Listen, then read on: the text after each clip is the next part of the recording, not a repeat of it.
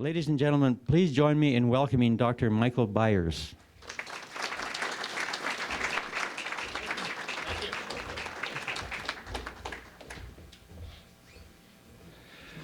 Thank you. It's great to be here. I realize that this is being broadcast, so unusually I'm going to keep to time.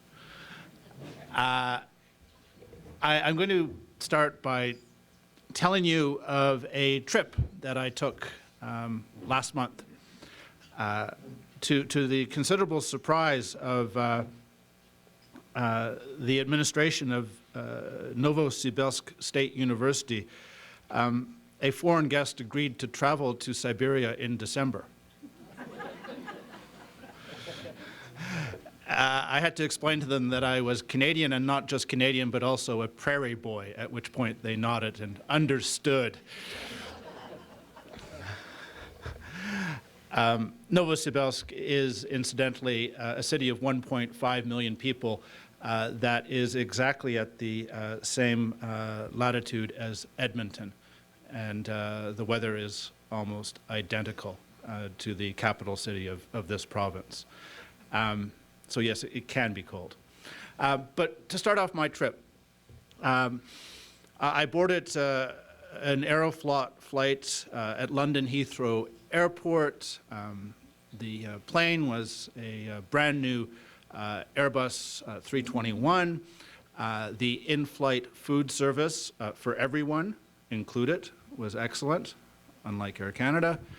And there was legroom in economy.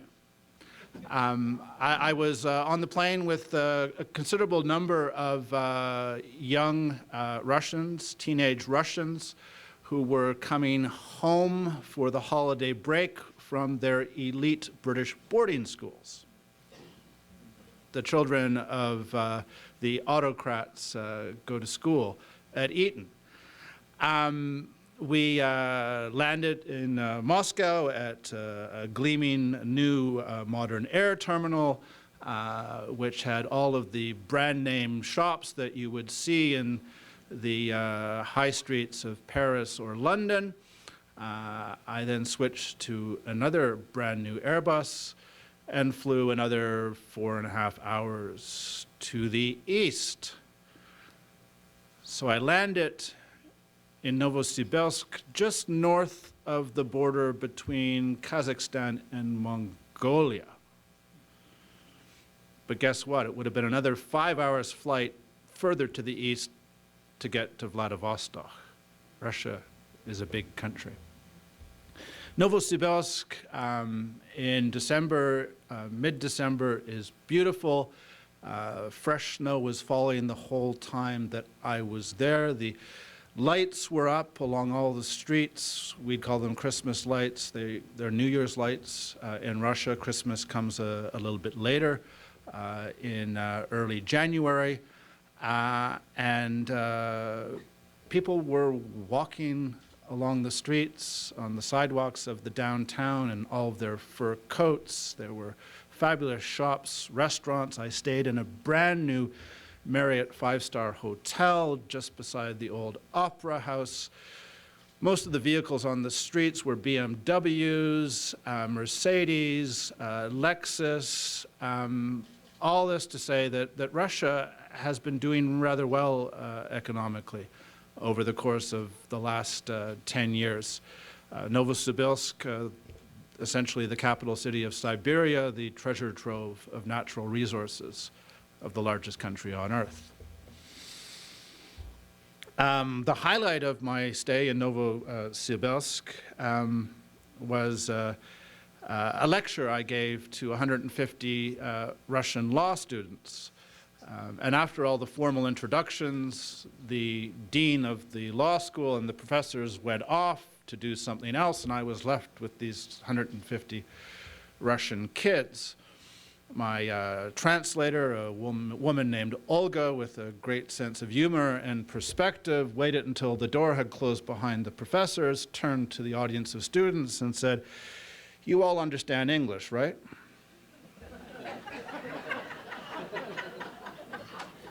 She then sat down, and I engaged in a Socratic dialogue with Russian students whose English is just as good as my students at UBC. Because these kids, these Russian kids, are children of the 21st century. They're on the internet. They want to work for an international law firm, not necessarily in Russia, perhaps in London or New York. They are global citizens. They're connected with the world, and English is the lingua franca of the 21st century. We had a very candid conversation, and it was very clear to me that they were not particularly pleased with the current situation in Russia. They were a bit uncomfortable about the fact that tensions had arisen between their country and the West, because they saw that as having negative consequences for their country and for themselves. One of which was that during my 4 days in Russia, the ruble lost 30% of its value against the US dollar. And the Russian central bank raised its lending rate by close to 10% within 4 days, right? I mean, things are happening, partly the sanctions from the West, and we can talk about just how serious or unserious those sanctions are, but most notably the more than 50% drop in the world price for oil. Because Russia, like Alberta, is a petrostate, right? Their entire economic plan is based upon the extraction of oil and gas and the shipment of that overseas, and their economy has been shattered by this price drop.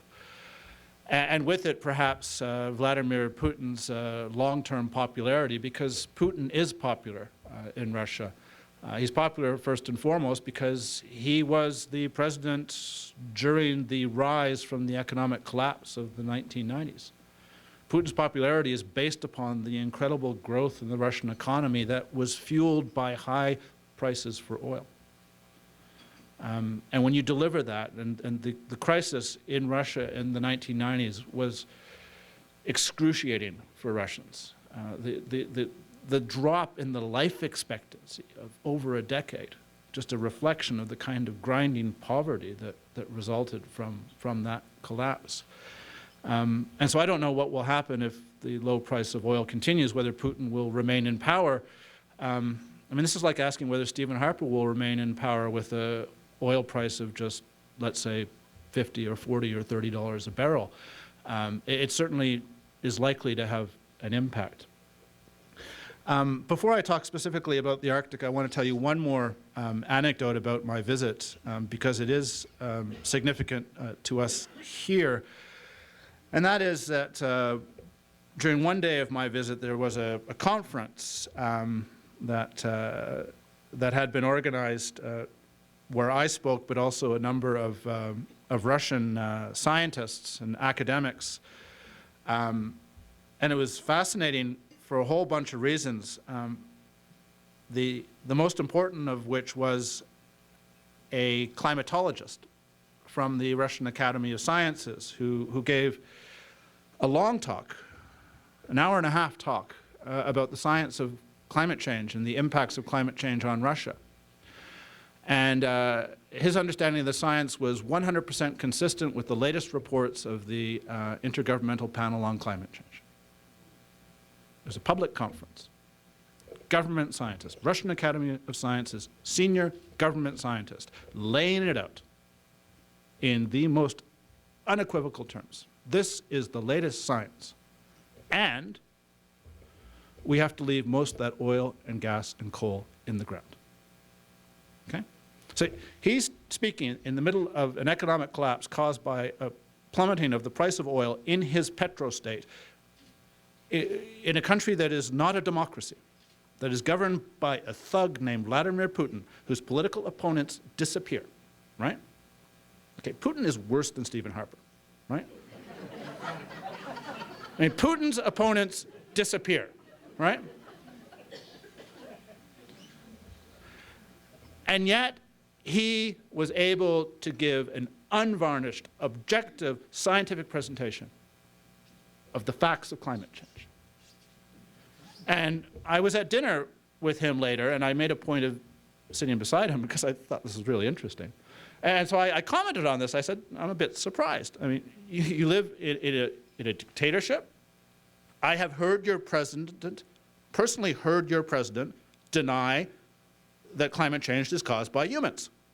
I heard Putin say this in 2010, September 2010. I heard the Russian president deny that climate change was caused by humans. He said it was part of a natural cycle. He had seen fossilized tree stumps in the Arctic, ergo this was normal, thus demonstrating a lack of understanding of plate tectonics. The fact that those tree trunks had probably been much further south at the time that they grew. So I said, look, you know, president's a climate change denier. You live in a dictatorship. It's a petro-state, and yet you can say this as a government scientist. And he looked at me and said, of course. He says, Russia values science. Science can't contribute to the country unless it's allowed to be free.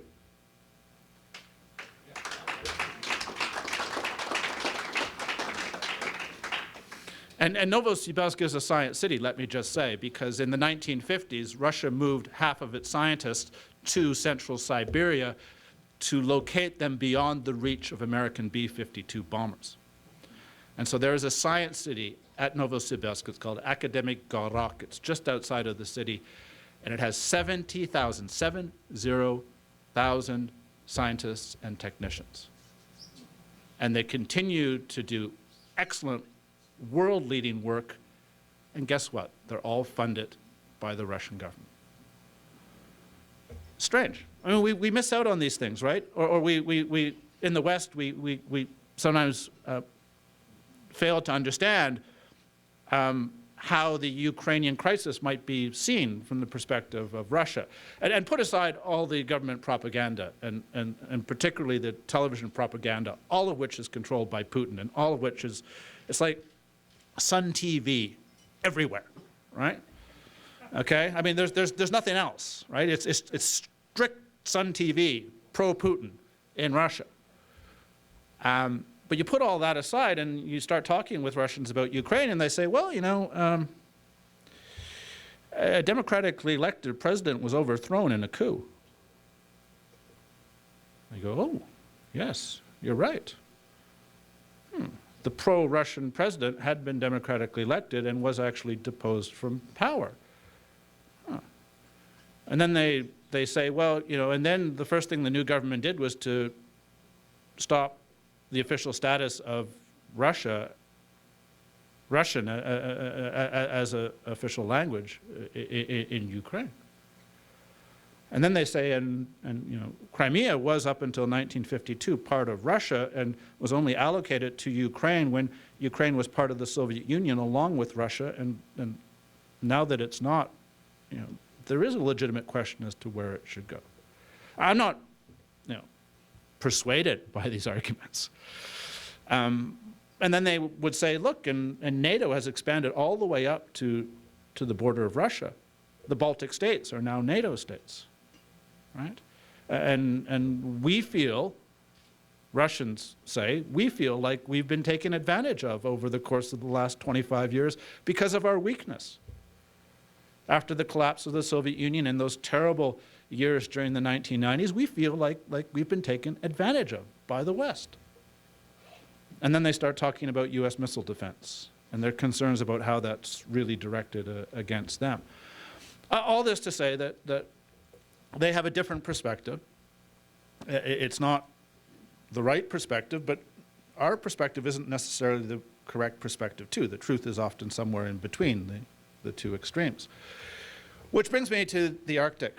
So Putin is popular, Putin is riding nationalism, Putin is dealing with an economic crisis, Putin will be worried about his ongoing popularity, and you would think that the Arctic would be an obvious place for him to take off his shirt, as he's done in the past, and thump the chest of Arctic sovereignty, right? And promote tension and potentially confrontation in the Arctic as a distraction away from his problems elsewhere. And that's not happening. It's not happening. There's a really interesting historic story, which I'll tell very quickly. I want to go back, first of all, to 1973, because it's important to recognize that Russia's been cooperating with other countries in the Arctic for a long time. In 1973, scientists from all the different Arctic countries told their governments that the polar bear was at threat of extinction in 1973. Because of the invention and widespread use of helicopters. Helicopters being used to hunt polar bears. It's a very effective way of hunting a polar bear. If you're down on the ice with a polar bear, right, polar bear's actually got a reasonably good chance because it's 1,500 pounds of meat-eating muscle, right? And it can blend into the snow and the ice, and it can run faster than your snowmobile, right? Helicopter, it's game over. Right? Polar bear loses 100% of the time. And there were only, and still are only, around 20,000 polar bears in the entire Arctic. Right? So the big game hunting from helicopters was decimating the population, and the trajectory was very steeply down. Scientists came together, said to their governments, look, we're going to lose the polar bear unless you do something. Height of the Cold War, 1973. Governments of the Arctic countries got together and negotiated the Polar Bear Treaty. The Polar Bear Treaty. Very, very simple treaty. It says, thou shalt not hunt polar bears from helicopters. I'm paraphrasing, but that's the treaty. And it was implemented in all the Arctic countries, and the polar bears survived. Now to be threatened by climate change. But it's a remarkable story of cooperation focused on saving a species that is iconic in all the Arctic states. Just to give you a couple more examples, some of you will remember how the United States sent an ice-strengthened supertanker through the Northwest Passage in 1969, the SS Manhattan, and how Canada responded by adopting the Arctic Waters Pollution Prevention Act, and then pushed to have equivalent provisions included in the United Nations Convention on the Law of the Sea, which was being drafted during the 1970s and early 1980s. Our partnership in that effort to get Arctic pollution prevention jurisdiction recognized in international law, our partner in that effort was the Soviet Union. And Canada and the Soviet Union together persuaded the United States to go along with these new provisions. And after the Law of the Sea Convention was adopted with those provisions, the Russians then adopted regulations that are almost identical to Canada's Arctic Waters Pollution Prevention Act. The regulations that govern safety and pollution prevention along the northern coast of Russia are based on Canada's laws because they partnered with us in that effort. I could go on. Just after the Cold War, the creation of the Arctic Council through the Ottawa Declaration, creating a new regional organization for the Arctic that focused first and foremost on environmental protection. An essential partner in that was Russia. And you couldn't create an organization for the Arctic without having Russia, right? It is the largest country in the world, and 40% of it's Arctic. It had to be there, and it wanted to be there. And remarkably, Russia agreed with Canada to give a place at the table for Arctic indigenous peoples, who are permanent participants, not observers, but actually sit at the front table with the nation states. Russia has a lot of Arctic indigenous peoples. Doesn't treat them very well, but at least internationally was prepared to give them some status.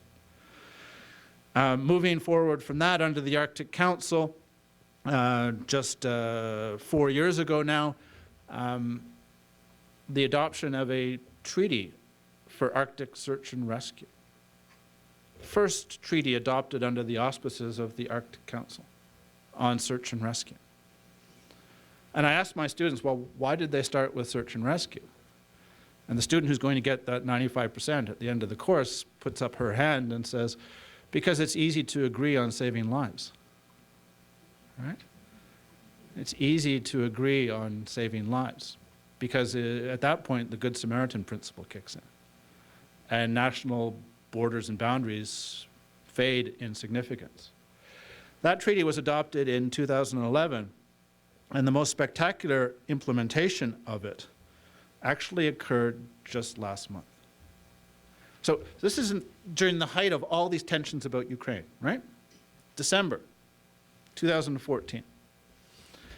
South Korean fishing boat, big fishing boat, 350-foot fishing boat, is fishing in Russian waters in the Bering Sea, on the Russian side of the maritime boundary, in an area that is subject to Russian jurisdiction for search and rescue.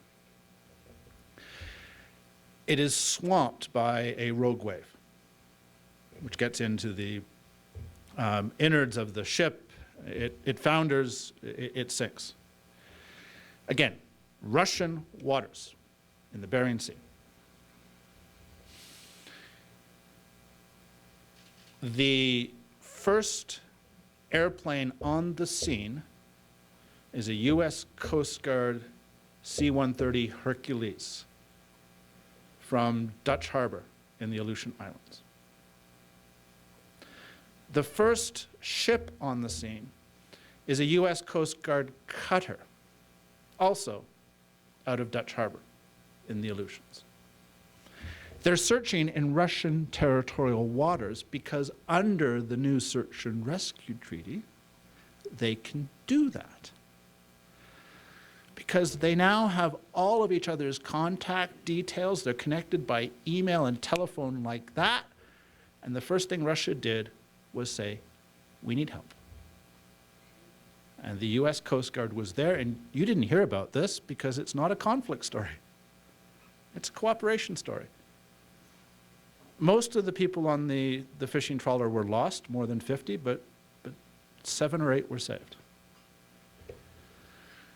So there is this cooperation that occurs. Now you're going to ask about Stephen Harper and whether he buys into this cooperation.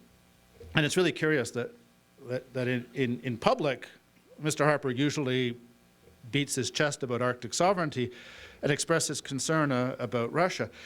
In private, he's much more conciliatory.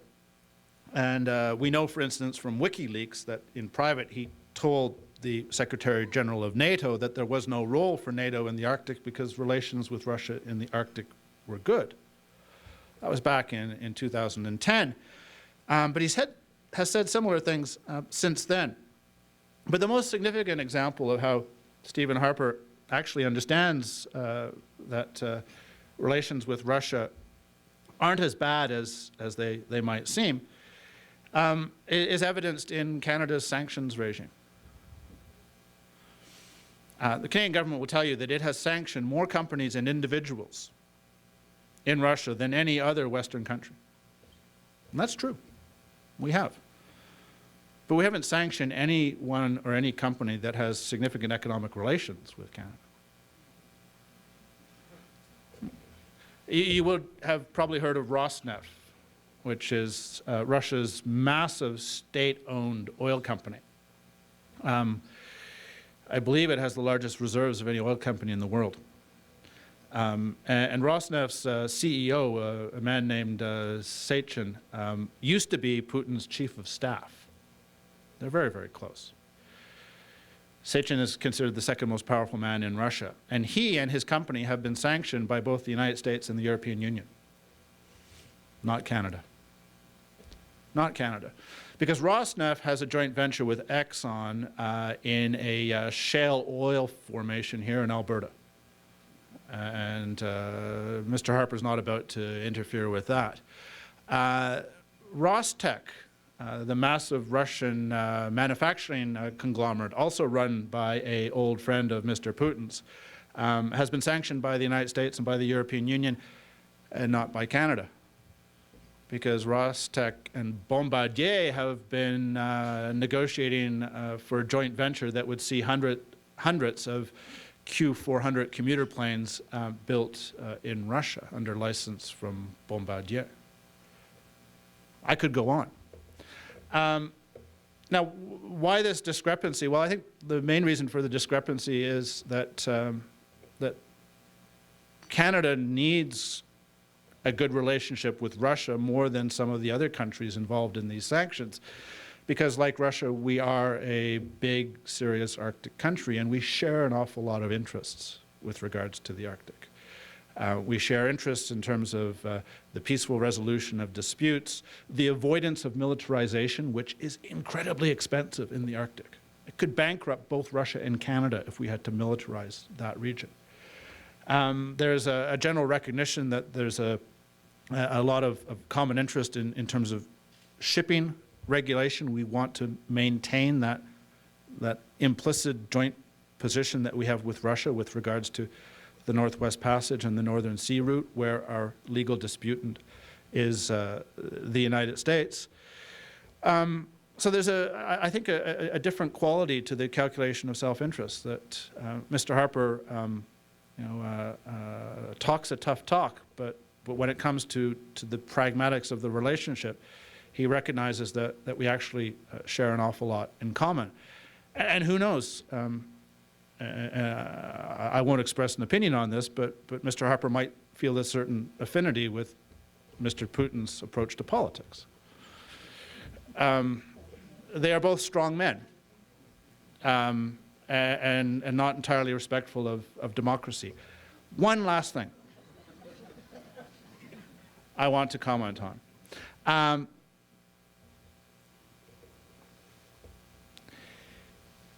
And that is that as we move forward in time, it's important to recognize that that Canada and Russia are also both acutely exposed to climate change, probably more than any other countries on the planet, because the Arctic is at the forefront of climate change, where the effects are much more advanced than anywhere else, where the feedback loops are much more powerful. Just think of the melting permafrost or the gas hydrates that are being released from the seabed of the Arctic Ocean now.